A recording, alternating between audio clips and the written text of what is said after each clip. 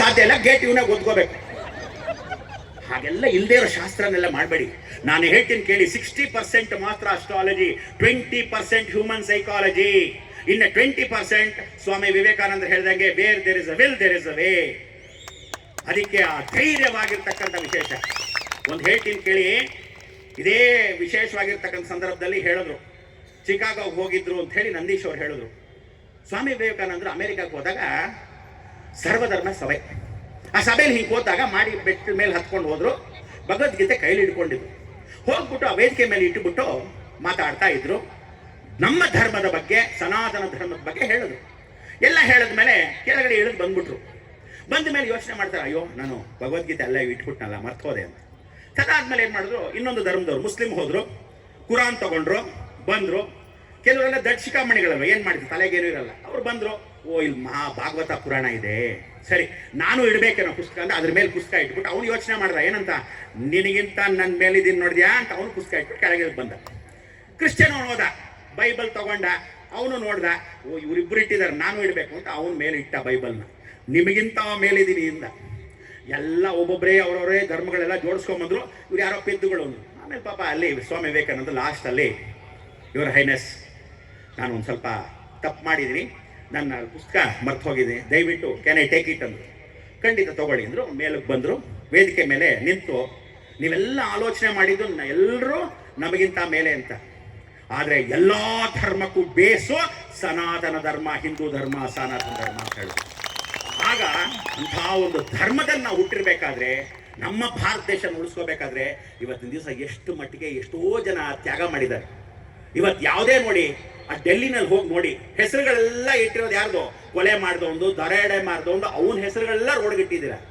ಯಾರಾದರೂ ದೇಶ ಸೇವೆ ಮಾಡಿರ್ತಕ್ಕಂಥ ಸರ್ದಾರ್ ವಲ್ಲಭಾಯ್ ಪಟೇಲ್ ಹೆಸರು ಇಟ್ಟಿದ್ದೀರಾ, ಲಾಲ್ ಬಹದ್ದೂರ್ ಶಾಸ್ತ್ರಿ ಹೆಸರು ಇಟ್ಟಿದ್ದೀರಾ? ಎಂಥ ಹೆಸರು ಯಾರು ಇಟ್ಟಿಲ್ಲ. ನಾನು ಅದಕ್ಕೆ ಇವತ್ತು ಹೇಳ್ತೀನಿ ಕೇಳಿ, ಇವತ್ತಿನ ದಿವಸ ಭಾರತ ದೇಶದಲ್ಲಿ ನೋಟಲ್ಲಿ ಮಹಾತ್ಮ ಗಾಂಧಿ ತೆಗೆದಾಕ್ಬಿಟ್ಟು ಶ್ರೀರಾಮಚಂದ್ರನ್ ಏನಾದರೂ ಇಟ್ಟರೆ ನೋಟಲ್ಲಿ ಇನ್ಮೇಲೆ ಬಹಳ ಹಿಂದೂ ಸನಾತನ ಧರ್ಮ ರೇಷ್ಠ ಆಗುತ್ತೆ. ಇದು ನಿಜವಾದ ಧರ್ಮ ಆಗುತ್ತೆ. ನಾವೆಲ್ಲ ಭಯ ಪಡ್ತೀವಿ. ಅದಕ್ಕೆ ನಾನು ಒಂದೇ ಒಂದು ಮಾತು ಹೇಳಿದೆ ಯೋಗಿ ಆದಿತ್ಯನಾಥ್ಗೆ, ನೀವು ಬರೀ ಉತ್ತರ ಪ್ರದೇಶಕ್ಕೆ ಮಾತ್ರ ಮುಖ್ಯಮಂತ್ರಿಗಳು, ನಮ್ಮ ಭಾರತ ದೇಶಕ್ಕೆ ಅಂಥ ಎಲ್ಲ ಮುಖ್ಯಮಂತ್ರಿಗಳು ನಮ್ಮ ಭಾರತ ದೇಶಕ್ಕೆ ಇಂಥವರೇ ಯೋಗಿ ಆದಿತ್ಯನಾಥರ ಬಂದ್ಬಿಟ್ರೆ ಇನ್ನು ಜಲಂದಲ್ಲಿ ಸನಾತನ ಧರ್ಮ ಯಾವ ಎತ್ತಿಸಾಕಾಗಲ್ಲ. ಅದಕ್ಕೆ ಮುಂದಿನ ದಿವಸಗಳಲ್ಲಿ ಎಲ್ಲರೂ ಹೇಳ್ತಾ ಇದ್ದೀನಿ, ಇನ್ನು ಸನಾತನ ಧರ್ಮ ಉಳಿಸ್ಕೊಳ್ಳೋಣ. ಇವತ್ತು ಇರ್ತೀವಿ, ನಾಳೆ ಬೆಳಗ್ಗೆ ಹೊರಟೋಗ್ತೀವಿ, ರಾತ್ರಿ ಮಲಗಿದ್ದವನು ಬೆಳಗ್ಗೆ ಇಲ್ಲ. ಅದಕ್ಕೋಸ್ಕರ ಎಷ್ಟೋ ಜನ ಇವತ್ತಿನ ದಿವಸ ಭಗವಂತ ತಿರುಪತಿಗೆ ಹೋಗ್ತೀರಾ. ಇವತ್ತು ಹೇಳ್ತಾ ಇದ್ದೀನಿ ಕೇಳಿ, ತಿರುಪತಿಗೆ ಹೋಗ್ತಾರೆ ಬಹಳ ಜನ, ಬೆಟ್ಟದ ಮೇಲೆ ಚೊಪ್ಲಿ ಹಾಕೊಂಡು ಹೋಗ್ತಾರೆ, ತಲೆನ ಹೂ ಮುಡ್ಕೊಂಡು ಹೋಗ್ತಾರೆ ಪೆದ್ದುಗಳು. ಬೆಟ್ಟದ ಮೇಲೆ ಹೂನೇ ಮುಡ್ಕೋಬಾರ್ದು, ಚೊಪ್ಲಿ ಬೆಟ್ಟದ ಮೇಲೆ ಹಾಕೊಂಡೇ ಹೋಗಬಾರ್ದು. ವರಹಾಸ್ವಾಮಿ ಕ್ಷೇತ್ರ ಅದು, ಆದರೂ ಹೋಗ್ತಾರೆ, ರೂಮ್ ಇದೆ, ಅಲ್ಲಿದೆ, ಇಲ್ಲಿದೆ ಅಂದ್ಕೊಂಡು ತಿನ್ನಕ್ಕೆ ಹೋಗ್ತಾರೆ, ಜ್ಞಾಪಕ ಇರಲ್ಲ, ಆಯ್ತು. ಆದರೆ ವರಹಾಸ್ವಾಮಿ ದರ್ಶನ ಮಾಡ್ಕೊಂಬನಾದ್ರೂ ಬರಬೇಕಲ್ಲ. ವೆಂಕಟೇಶ್ವರನ ಎಷ್ಟೊತ್ತಲ್ಲ ನೋಡಿ, ವರಹಾಸ್ವಾಮಿ ನೋಡ್ಕೊಳ್ದೆ ಬಂದ್ರೆ ವೆಂಕಟೇಶ್ವರನ ಫಲ ಇಲ್ಲ. ಅದೇ ವೆಂಕಟೇಶ್ವರನ ದರ್ಶನ ಮಾಡಿದ ಮೇಲೆ ಜ್ಞಾಪಕ ಇಟ್ಕೊಳ್ಳಿ, ತಿರುಪತಿಗೆ ಒಂದೇ ಸಲ ಹೋಗಬೇಕು ಒಂದು ತಿಂಗಳಲ್ಲಿ. ಒಂದು ತಿಂಗಳಿಗೆ 2ನೇ ಸಲ ಹೋದ್ರೆ, ವೆಂಕಟೇಶ್ವರ ನನಗೆ ಒಳ್ಳೆ ದುಡ್ಡು ಕೊಡಪ್ಪ, ಒಳ್ಳೆ ಬಿಸ್ನೆಸ್ ಮಾಡ್ತೀನಿ, ನಿನಗೂ ಒಂದು ಸ್ವಲ್ಪ 50% ಹಾಕ್ತೀನಿ ಅಂತ ರಿಯಲ್ ಎಸ್ಟೇಟ್ ಅವ್ರು ಬಹಳ ಜನ ಹೋಗ್ತಾರೆ. ಈ ತಿಂಗಳು ಹೋಗ್ಬಿಟ್ಟು ಏನ್ ಮಾಡ್ತಾರೆ, ಪಕ್ಕದಲ್ಲಿ ಇರ್ತಕ್ಕಂಥ ಶ್ರೀನಿವಾಸ, ನಾನು ತಿರುಪತಿಗೆ ಹೋಗ್ತೇನೆ, ನಾನು ಬಂದ್ಬಿಡ್ತೀನಿ ಹೇಳಿ ಅಂತ ಹೋಗ್ತಾನೆ. ಹೋಗ್ಬಾರ್ದು. ಹಾಗೆ ಏನು ವರವನ್ನ ಕೊಟ್ಟಿರ್ತಾನೆ ವಾಪಸ್ ಕಿತ್ಕೊಂಡ್ಬಿಡ್ತಾನೆ. ಹುಷಾರ್, ಹೇಳಿದೀನಿ, 1 ವರ್ಷದಲ್ಲಿ 2 ಸಲ ಹೋಗ್ಬೇಕು ತಿರುಪತಿಗೆ, ಕಾರಣಾಂತರವಾಗಿದ್ರೆ ಮಾತ್ರ.